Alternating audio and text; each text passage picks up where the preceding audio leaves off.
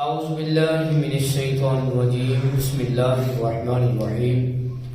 ایک پیارے بھائی ہیں، انہوں نے سوال کیا ہے کہ مجھے پیشاب کے بعد پیشاب کے چند قطرات آتے ہیں، یعنی کہ جب میں پیشاب کر لیتا ہوں تو اس کے بعد بھی پیشاب سے فراغت کے بعد بھی چند قطرات آتے ہیں، تو کیا اس سے غسل جو ہے وہ واجب ہو جاتا ہے یا نہیں؟ اگر کسی کو پیشاب کے قطرے آتے ہوں تو اس کے لیے کیا حکم شرع ہے؟ بھائی نے بہت اچھا سوال کیا ہے، تو چلتے ہیں ہم اپنی بات کی جانب اور اس بات کا جواب جانتے ہیں۔ پہلی بات تو یہ ہے کہ جب پیشاب کے قطرے ہیں تو اس سے غسل جو ہے وہ واجب نہیں ہوتا۔ تو جن صورتوں میں غسل واجب ہوتا ہے انشاءاللہ تعالی اس پر ہم ایک الگ سے موضوع جو ہے وہ اپنا تیار کریں گے اور احباب کی گوش گزار کیا جائے گا۔ اگر پیشاب کے قطرات آتے ہیں تو پیشاب کیا ہے؟ پیشاب نجاست غلیظہ ہے۔ پہلا مسئلہ تو یہ ہے، یہ نجاست غلیظہ ہے۔ نجاست غلیظہ کا حکم کیا ہے؟ اگر یہ 1 درہم کے برابر ہے تو اس صورت میں اگرچہ نماز پڑھ لی تو نماز واجب الاعادہ ہے۔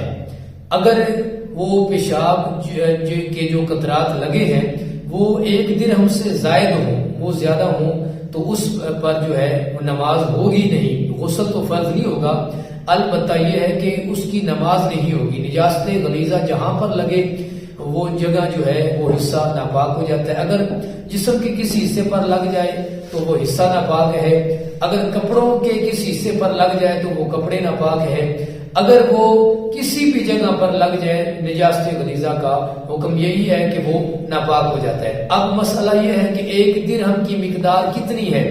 علماء فرماتے ہیں کہ ایک جو اپنی یہ ہتھیلی ہے اس پر پانی ڈالا جائے، جتنے قطرات یہ جتنی مقدار پانی اس ہتھیلی میں رک جائے، ٹھہر جائے، یہ 1 درہم کی مقدار ہے۔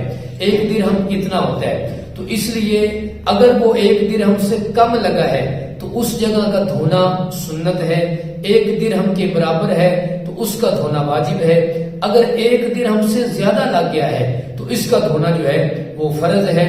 اب مسئلہ یہ ہے کہ جہاں پر بھی لگا ہے آپ نے پہلے اس چیز کو دیکھنا ہے کہ وہ کتنی مقدار میں لگا ہے۔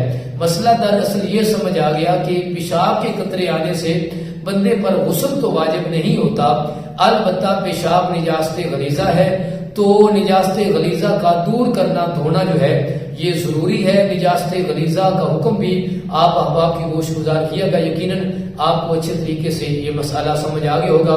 ملتے ہیں انشاءاللہ ایک نئے پیغام کے ساتھ۔ السلام علیکم ورحمۃ اللہ۔